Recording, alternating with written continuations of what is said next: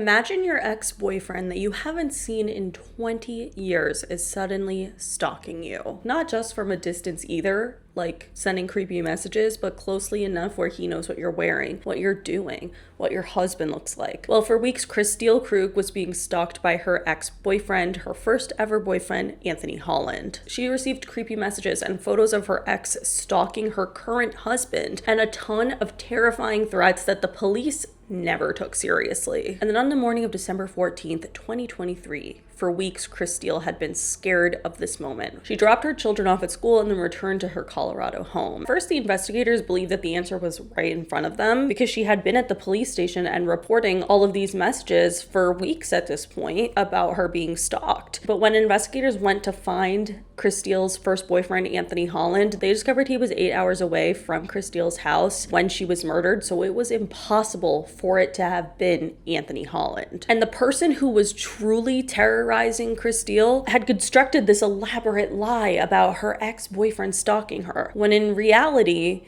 Kristil's stalker was way closer than she would have ever thought. This is the story of Kristil Krug, a brilliant engineer and devoted mom whose own husband decided to script her terror from start to finish, and he thought he was too smart and would get away with the whole thing. And he did for a little. Hi guys, welcome back to Betrayal Files. This case has stuck with me for weeks at this point because it's not just a murder, it is a psychological attack on Kristil. I could not imagine going through this and then finding out in my last moments that it was my husband the whole time, the person I trusted, the person I turned to. This is a very disturbing and twisted case. But I want to start by talking a little bit about Kristil so you can get to know her. She was born on November 24th of 1980 in Boulder, Colorado. She came from really humble beginnings. Her and her family lived in a mobile home for a lot of her first years of life, but they were super close and she had a great childhood. And Kristil was always incredibly smart, okay? So this girl was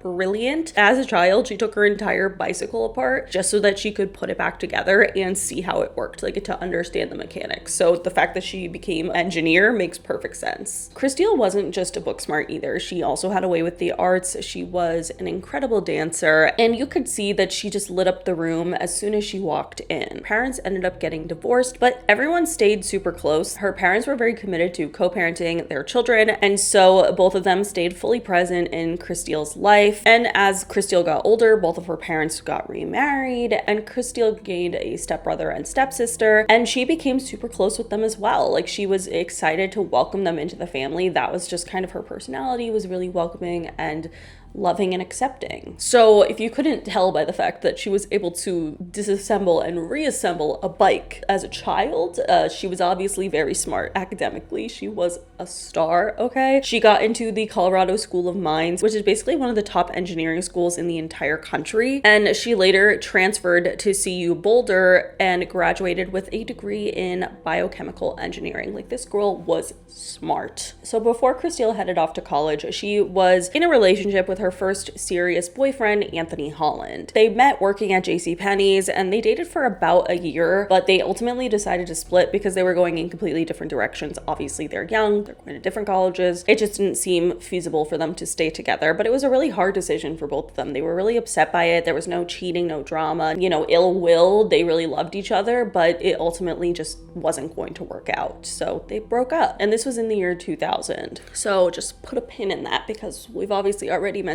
Anthony, so he will come up again. After graduating college, Kristil landed her absolute dream job. She was a biomedical engineer at a tech company, and she just loved what she did. And in the early 2000s, she ended up meeting a man who she felt was perfect for her, a man named Daniel Krug. Dan was a political science major who wanted a career in academia, and for Kristil, she felt like she finally met her match because this guy was smart. He could keep up with her. Obviously these smart people, I'm not really sure what that's like, but I imagine they have a lot more thoughts and they like to share them with each other. So she felt like she finally met her match and her duo. They ended up getting married in 2007 and they settled into a beautiful home in Broomfield, Colorado.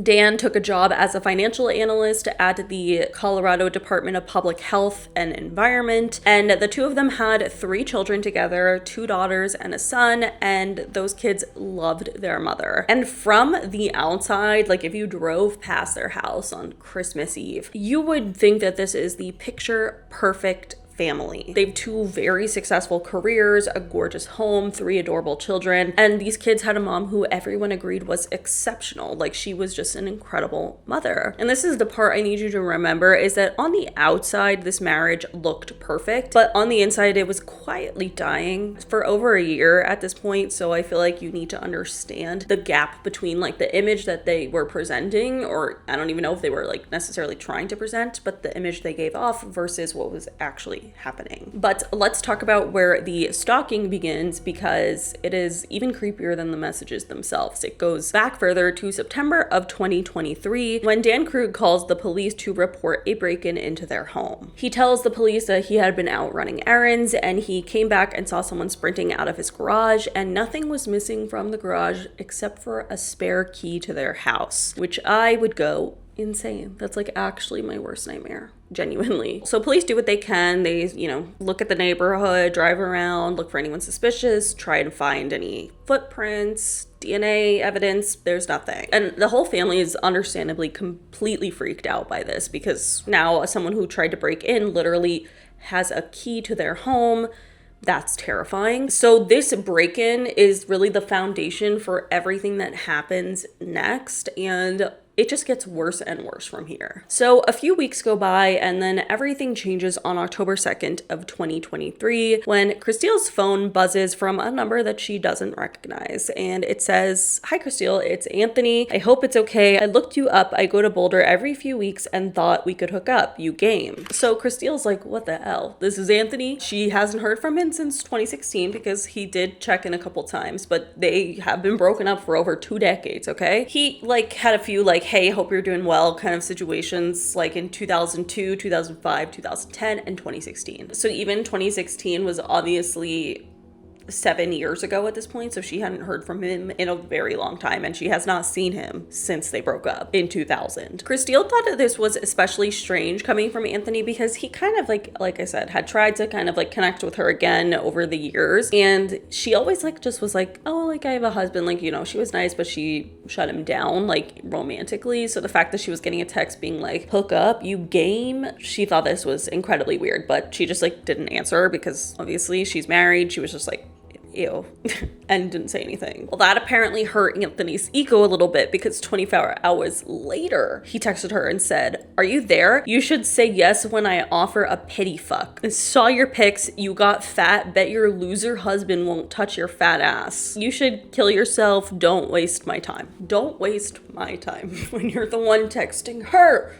Is crazy. Men are nuts, but 0 to 100 instantly. The detectives were really weirded out by this because at this point she reported it because she was kind of getting concerned and it was just strange. And Detective Martinez pointed out that he felt like this was a very extreme reaction to simply not getting a text back. Maybe Martinez has never met a crazy man because I feel like that's actually not that extreme. It is, but they'd be like that, Kristil ends up blocking the number, obviously, and tries to move on with her life, but unfortunately, this guy is very persistent, and he constantly coming back with new phone numbers, and every time she thinks that she slammed a door shut, he opens another one. And then October 31st of 2023, of course, it's Halloween because why wouldn't it be? Kristil receives an email from an account called a.holland.kicks@gmail.com, and attached is a photo. And the photo is of Kristil's husband, Dan, getting out of his car at work in Glendale, Colorado. There's snow on the ground. You can tell it was taken that exact day. This wasn't just some random old screenshot that they found. Somebody was physically there watching Dan in real time, which is terrifying. The message said, quote, "Is this your husband? Drives like a slow old lady. Don't want a clear rubber hose in his tailpipe."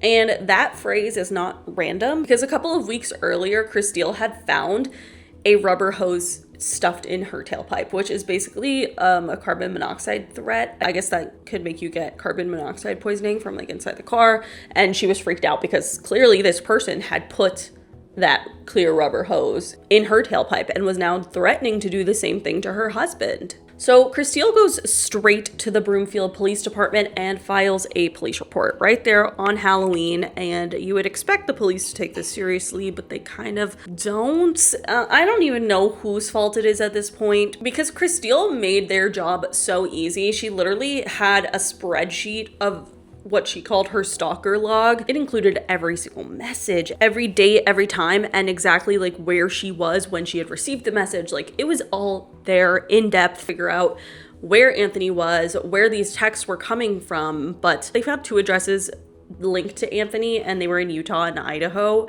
And Kristil wants them to go serve him with a restraining order at either of those addresses, whichever one he was at. And this is where a decision gets made that I think didn't end up helping the case, even though I do think that the intentions were there, which is that Detective Martinez was hesitant on contacting Anthony because they thought that if they gave him a restraining order, he would do something crazy, because obviously he was getting that angry about not getting a text back. He's going to explode. But the problem is that Anthony was not the person sending these messages. So if they had contacted Anthony, it honestly might have saved Kristil's life. 2 days after she met with the police, Kristil got a text message from Anthony saying, "Saw you at the dentist, see you soon." And it also included that he had done things to himself while watching her at the dentist office, which is so disturbing. This is when Kristil comes to a very horrifying conclusion, but at this point, there's really no other explanation. She believes that there must be a tracker on her car, because there could be no other way that Anthony could know exactly where she was at all times. It was just impossible. So the police end up searching her car extensively, and they find nothing. Which honestly makes everything even more terrifying, because how did he just know everywhere she was going to be, everywhere her husband was going to be? It was getting to the point where Kristil was getting extremely terrified. The messages kept going, they kept escalating. They said things like, "I know how to satisfy you. You don't belong in that big house. You belong with me." And then they turn homicidal by saying, like, "I'll get rid of him and then we can be together. Just give me the signal and he won't come home." All this crazy stuff about killing her husband. He even describes the security guard at Dan's work building perfectly, and this absolutely freaks him out, because then that just shows that he has been watching Dan at his workplace. On Kristil's birthday, November 24th, she gets flooded with these explicit text messages and nude photos from random men, because someone had posted a fake online ad with her phone number saying that she was trying to meet up for an orgy. It gets so bad to the point that Kristil's entire family is terrified of this guy. They think he is going to show up at some point, which rightfully so. The police are not really doing anything. They're trying to contact the tech companies to get the information of where these text messages are coming from. But 2023, I feel like the fact that it took so long for them to discover where the texts were coming from is kind of absurd. And I don't know if that lies on the tech companies themselves or if that is more with the actual police department, but either way, that is scary to Kristil's family. That Thanksgiving, they had to actually separate in 2 separate houses because they didn't want to all be at one place at the same time. Squad cars were parked outside, and Kristil was so scared she was sat facing the door. She just knew that something was going to happen. Honestly, she knew. Her parents end up taking her to the gun range, and she starts carrying a weapon because she is scared for her life that Anthony is going to show up at any second. And this is really sad, but her daughter was actually in a production of The Nutcracker that year, or that Christmas. And Kristil and her daughter had bonded over their love of dance. Kristil was a very involved parent. She was always volunteering in the classrooms and all of that stuff. But the director of The Nutcracker basically told her that she wasn't allowed to not only volunteer to help out during the process of The Nutcracker and the rehearsals and stuff, but she actually wasn't even allowed to attend any of the shows, which was really sad but understandable because this woman was being stalked. And again, I just think it's so crazy that all of these people in her life, to the point where the Nutcracker director, why does he even know that you're being stalked? I mean, it makes sense, but what doesn't make sense is how they still didn't find where these texts are coming from. How the hell do all of these people know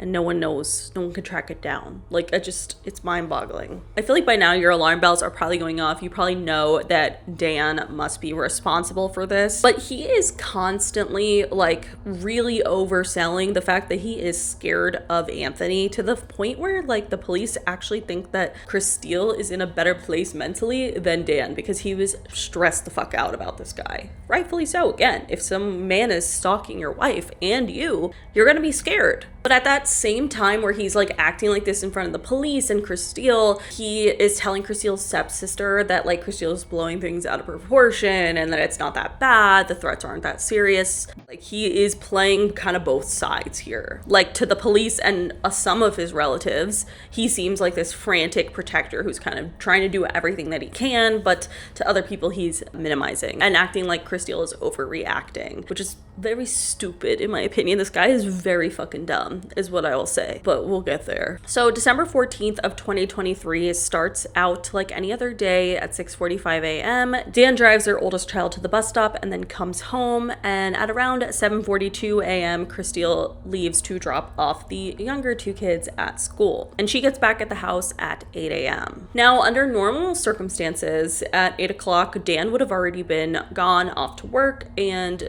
that was like his normal daily routine, but the garage camera tells a different story because Dan didn't leave until around 8:24 a.m. that morning. And in the same window of time, right before around 8 a.m., something very strange happens. The cameras that they installed specifically because of the stalking just abruptly turn off. They stop working. And the fourth camera, which is like the doorbell, like Ring doorbell camera, someone physically puts a piece of blue painter's tape over it. So only two people on Earth know how to specifically like code to turn off those cameras without it being like obvious. It wasn't like they were hacked or corrupted, they were just turned off. It was very obvious that like this wasn't a stranger trying to like hack the system. Like, the cameras were just casually disabled. And at 12:03 p.m. Dan ends up calling the Broomfield Police's non-emergency line, and you can hear in his voice he is very nervous, he is frantic, and he is really playing the concerned husband part, because he tells them that Kristil was supposed to meet with Detective Martinez that morning and that he was worried and basically asked for a welfare check because he's leaving work and heading home, but she's not answering, and it takes him about 45 minutes to get there, so he's just obviously freaked out. So Detective Martinez is a little confused by this because they did not have a scheduled meeting that day, so that part was a little weird, but the officers end up heading to the house anyway, and Officer John, but he, starts CPR anyway, and that is when he notices a stab wound in her chest. Now, this part is incredibly fucked up when we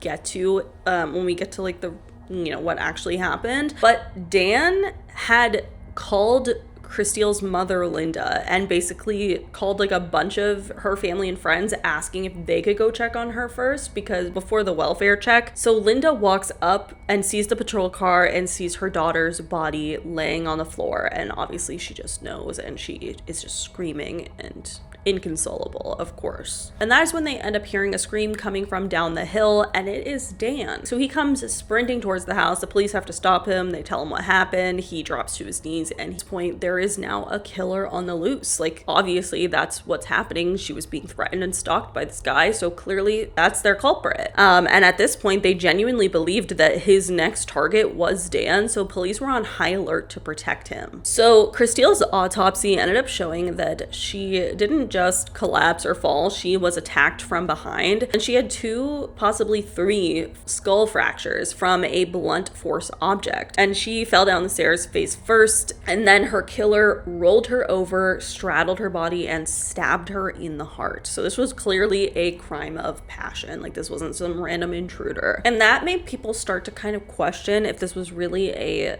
ex-boyfriend who hadn't seen her in 20 years, kind of stalker. So everyone's number one suspect is obviously Anthony Holland, because he is the one who has been sending messages to her, stalking Dan, the whole 9 yards, and the police end up putting out a nationwide alert for his license plate, and it eventually pings in Eagle Mountain, Utah. So they coordinate with local officers, have them go get them an arrest warrant, and 8 cops roll up for this guy to be unstable or stressed, but he casually opens the door and is just confused. Like, he's very calm. He's not sweaty. There's no like jumpy energy. He's not panicked. They ask where he was the day that she died, and he says that he went shopping. He was at a Kohl's near his house, and he has the receipt. It's timestamped 12:16 p.m., right around the time that Dan had called the welfare check in on Kristil, and investigators believe that she was attacked around 8 a.m. So Broomfield, Colorado is about an 8-hour drive from where Anthony lived, and there was no physical way that he could have driven there and murdered her around 8 a.m. and then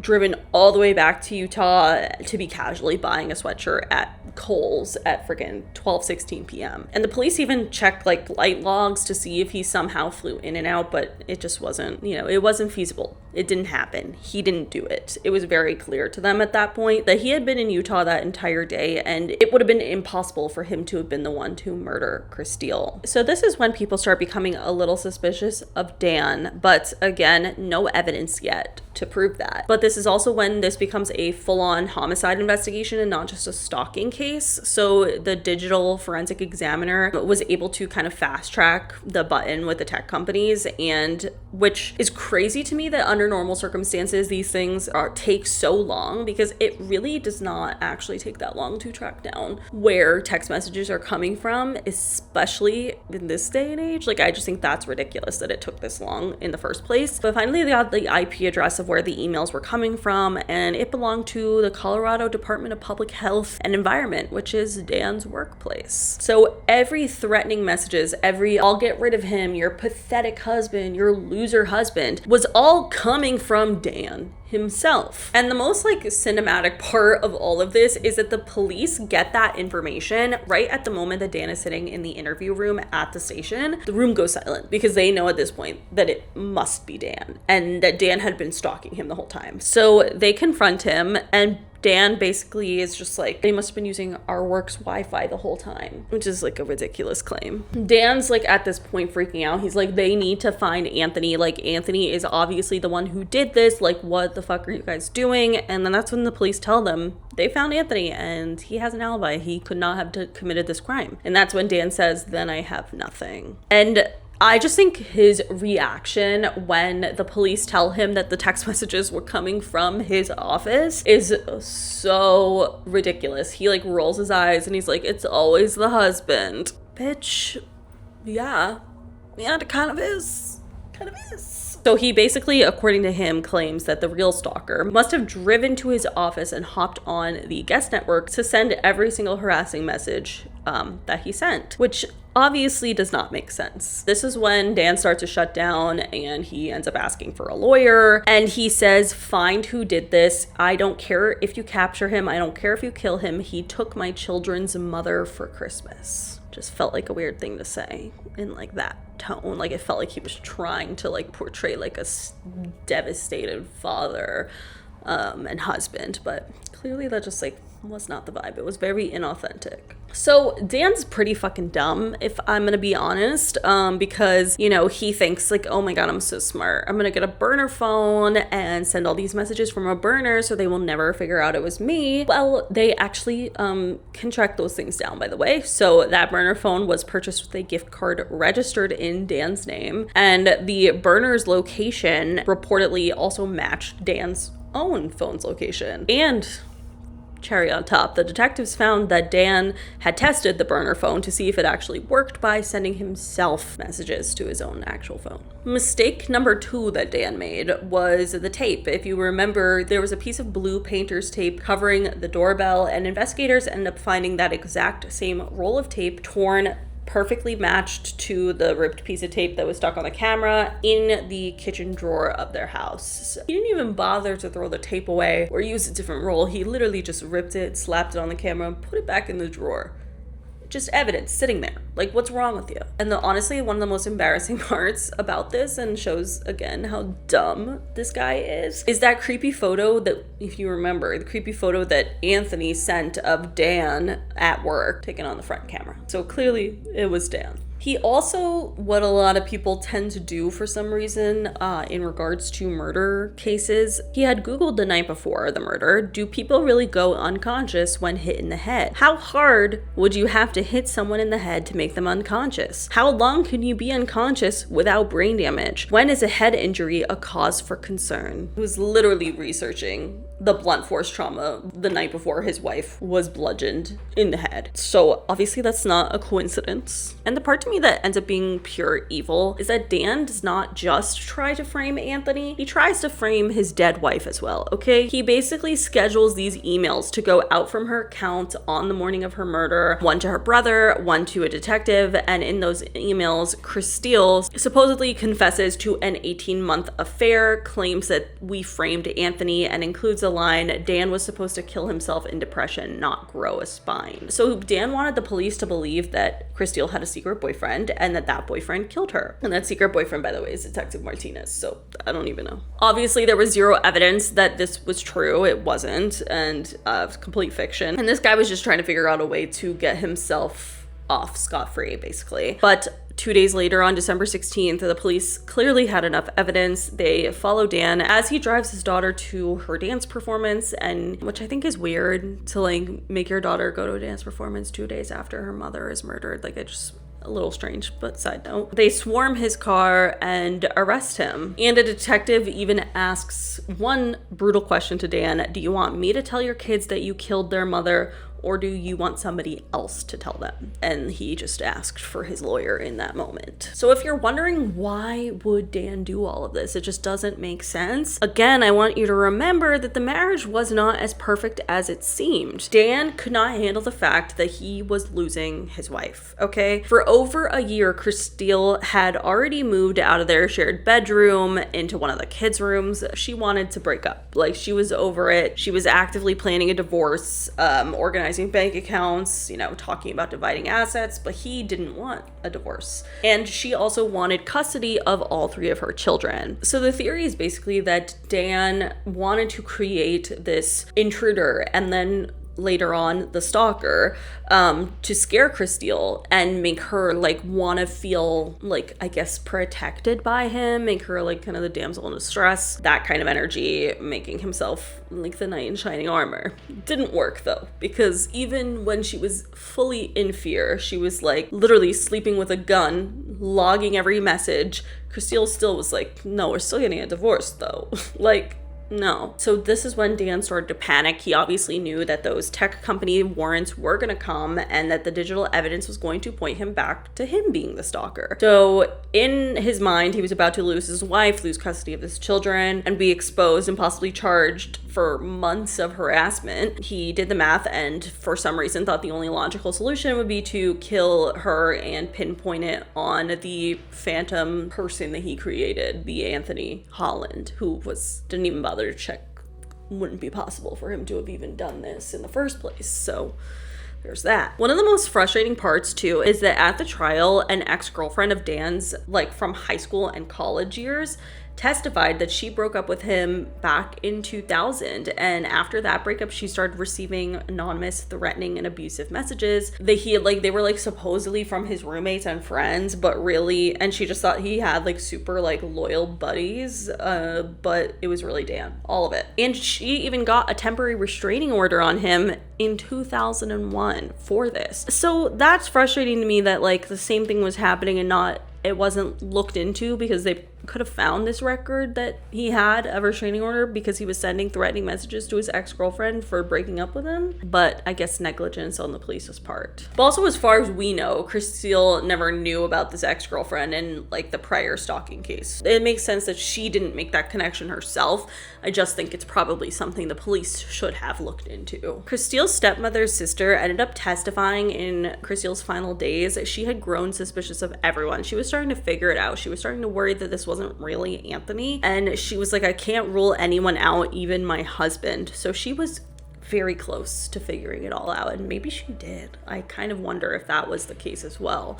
But we'll never know. The trial began in April of 2025, and on the first day, Dan walked in and he smiled at Kristil's family because he, in his delusional mind, thought that they were there to support him, which is just so stupid. This guy is ridiculous. And the defense's argument was also insanely stupid. It was basically like saying like our client is capable of stalking his wife, but not murder.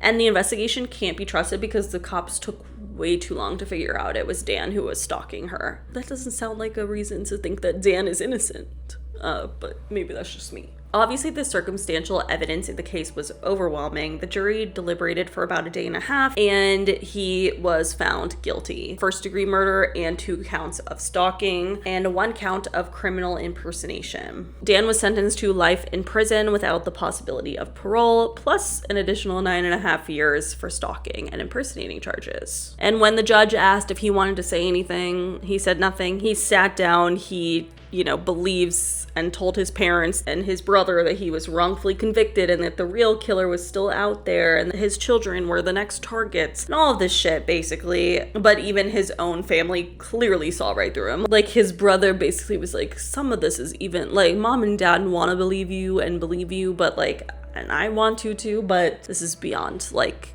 the evidence is just there. But ultimately, he now rots in jail for the rest of his life and is a little loser that I think is still claiming his innocence, but obviously he's not innocent. And I just think that this entire case is so crazy. It has so many twists and turns. I would genuinely lose my mind, and I can't even imagine how Kristil felt finding out in those moments that Dan had actually been the stalker the whole time, like right before she was murdered. It is so heartbreaking and terrible, and I don't know, this case really just sat with me, and I want to hear your guys' thoughts. But anyway, that is it for today's video. If you guys liked it, please let me know in the comments below. Also, let me know what cases you want me to cover next. But that is it, and I will see you guys later. Bye.